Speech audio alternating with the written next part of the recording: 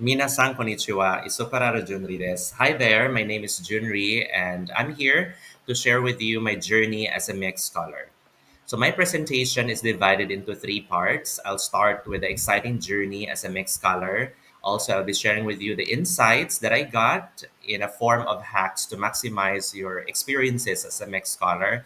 And at the same time, I'll be sharing also my the contributions that this scholarship brought me as a debit employee.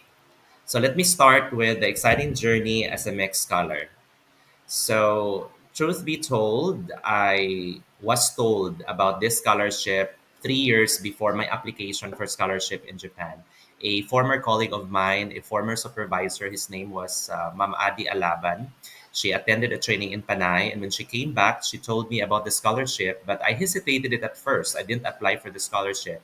But 3 years later, I decided that I was ready that time to apply for the scholarship. So I browsed the page, the Japanese embassy, and then I found there the scholarship. And then I was thinking, of course, of a place in Japan that is in the northern part because I've never experienced winter before. So I thought of being in a place that has a longer winter.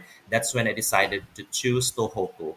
And also, I mean, the Tohoku region. And then I was thinking also of the university that I could enroll in with the offerings that they had that time. So I chose Tohoku University, where I studied intensive Japanese language course, and Miyagi Kyuiko Daigaku, where I took the study of instruction. And everything was history.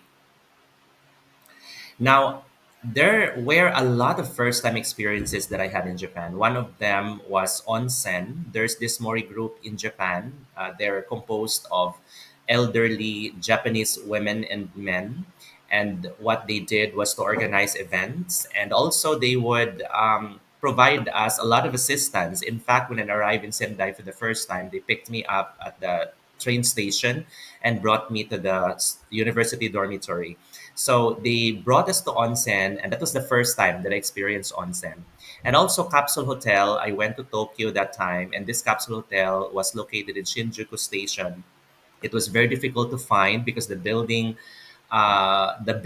were very similar, and I couldn't read kanji that much. So I had a hard time finding it. But the experience was really amazing. So I had fun staying at the Capsule Hotel. Also, the oxtang, one of the best dishes that I tried in Sendai was gyutan. I didn't know that it's actually made of oxtang. So I tasted it for the first time. After that, I was told that it was really oxtang, but it didn't taste like it. So I found the dish really amazing. Also, I experienced snow for the first time in Yamagata. We were brought there by our university professors for the first time, and that's when I experienced snow for in person, and that was one of the most exciting moments of my next journey. Also, I experienced cherry blossoms in 2014. That was the first time that I saw cherry blossoms in person. In Japan, you could find cherry blossoms almost everywhere, but most of them were planted at parks. And also, there's this place in Miyagi called Ogawara where you could find a river bank. It spans for more or less 10 kilometers, and they planted both river banks, both sides with sakura trees. So every spring season, you could see the sakura trees blooming, and they're so beautiful to watch. And it's also one of the most visited places in Sendai. I mean, in Miyagi. And also, I have participated in some local festivals in Japan. I mean, in Sendai, such as Tanabata and Dontosai. Um, I was very lucky because my professor, Ichinose Sensei, was the internship coordinator in Miyaki-Odai that time. So I was able to visit 15 schools in Japan, from Yuchien to Shogako to Chugako up to Koko, and even, Daigako, of course. So I visited all these schools, different levels of schools. And every time I would visit the school, I was given the opportunity to share my culture. So I was able to present for 30 minutes about the Philippines, about our food, about our festivals, people, and even games. So I made it a point that every time I visit schools, I would incorporate games and my presentation so that kids could enjoy. So they played and it was very interactive. So kids always had a great time, not just listening to my lecture, to my sharing, but also playing the local games that I shared with them. Also, I visited a total of 7 prefectures and 10 cities. Some of these visits were organized by the universities, others by the Filipino community, and also with my friends, Filipino and foreign friends, and also by myself. Some of the trips that I took also was initiated by myself. And also, I met a lot of people from different walks of life, Japanese, Filipinos, and other nationalities. So this is also one of the most memorable experiences that I had. Also, I participated in international festivals. So every year, Tohoku University is organizing this festival wherein university students from different countries could showcase their cultural differences. So it was very nice to watch different dances and performances from different students from across the globe. And also, we volunteered in a consular mission. So we helped also some Filipinos in Sendai um, renew their passports and other some concerns relative to their stay in Japan. So, being a scholar, you really got a lot of perks, and one of which is, of course, you could visit places in Japan all by yourself. I mean, well, you could do it yourself, you could be with friends, you could be with other students. So, visiting places in Japan is very easy once you become a scholar. Also, you could learn the Japanese language firsthand, of course, by interacting with the locals.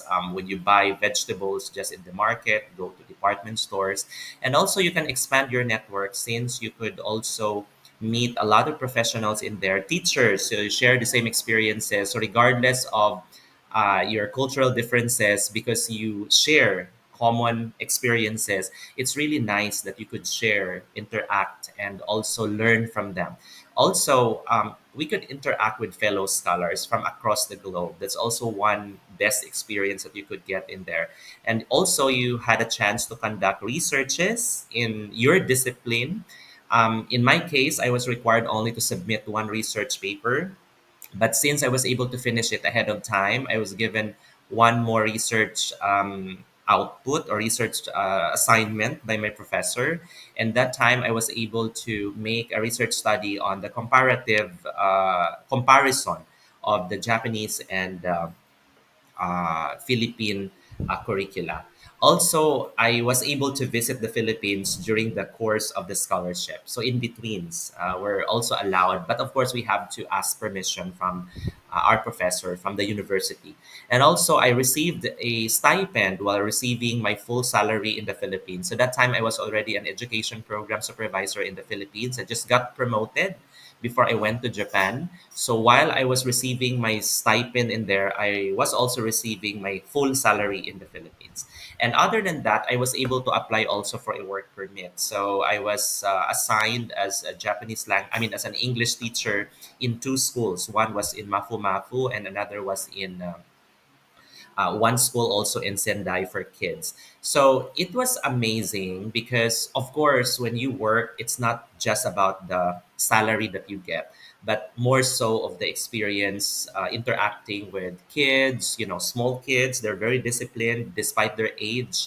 I was able to teach 3-year old, 4-year old, 5-year old kids, and they're very amazing because, despite their age, they really manifest and demonstrate the discipline that you can see in most Japanese. So these experiences, of course, have immersed me deeply into the culture, into the system, and at the same time, I was able to understand the Japanese even more. So that was a really, for me, a memorable experience to cherish.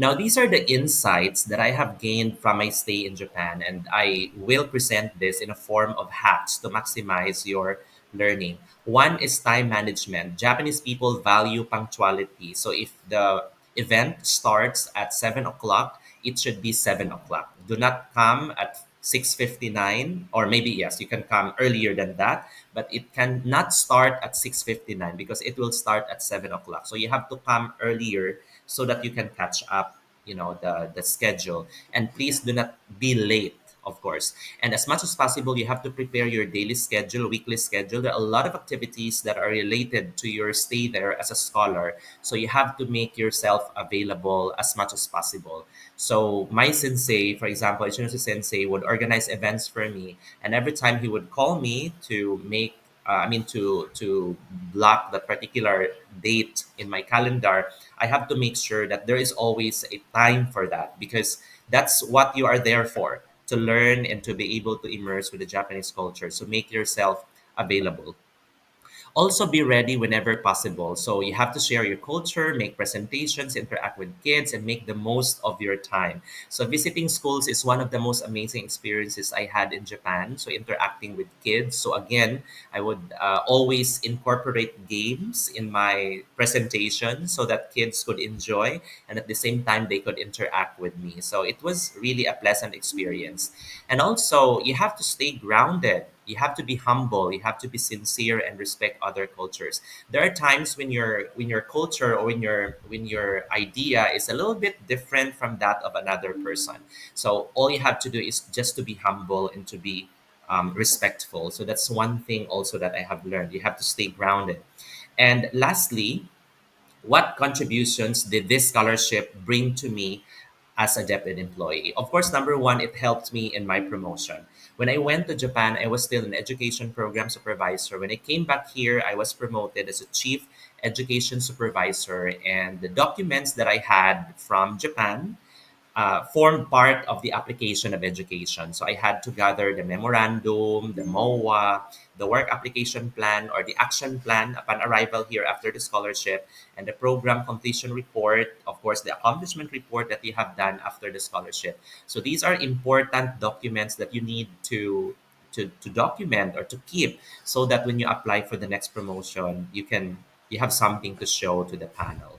And also, it strengthened my appreciation on curriculum and teaching, especially on the use of technology in the classroom, independent study, and field trips. So these are important parts of the Japanese curriculum. And I think I've seen them, how they made use of these experiences for students to further their studies, and at the same time to learn authentic experiences.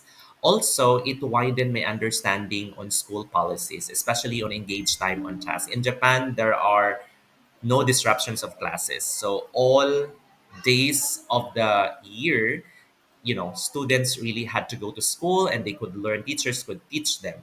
So if it is 45 minutes, the lesson should be delivered in 45 minutes. So they're very, very particular with time. Also, with authentic assessment, classroom management, teacher parent partnership, and continuing professional development. So all these have helped me in myself, in my career as a deputy employee.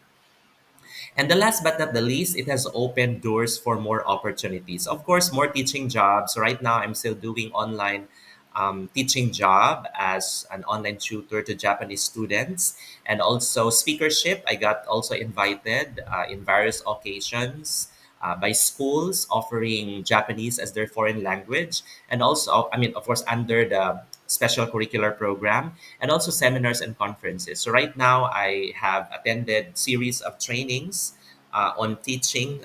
In teaching Japanese. The most recent was Irodori. So it was also a teaching strategy how to teach Japanese to non-Japanese students. So it was an amazing opportunity for me to expand my linkages, also my horizon, and at the same time to strengthen my professional linkages.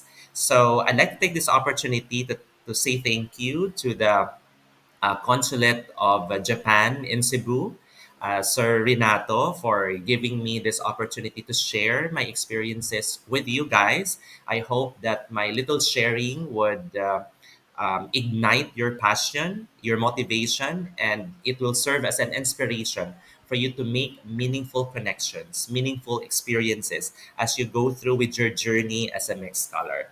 God bless everyone. 本当に心からありがとうございました。